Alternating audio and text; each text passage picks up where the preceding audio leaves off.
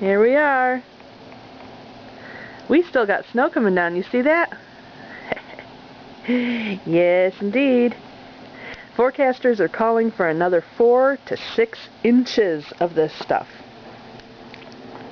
We had so much snow this morning, or I should say this afternoon, that when we went to step out the front door, we couldn't open the screen. Nope, we couldn't.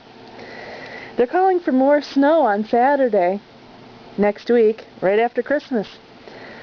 I think this will probably be sticking around unless we get 60 and 70 degree temperatures. It looks like Lady Styx has got herself a white Christmas. Woohoo! Can't tell you how excited I am about this.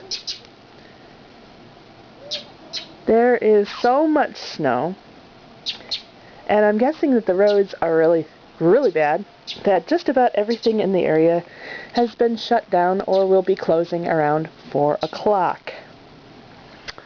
No malls, no eateries, no museums, no nothing.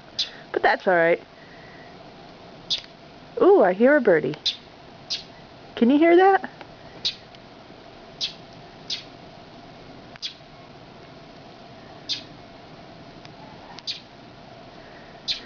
Supposed to be like this almost all day.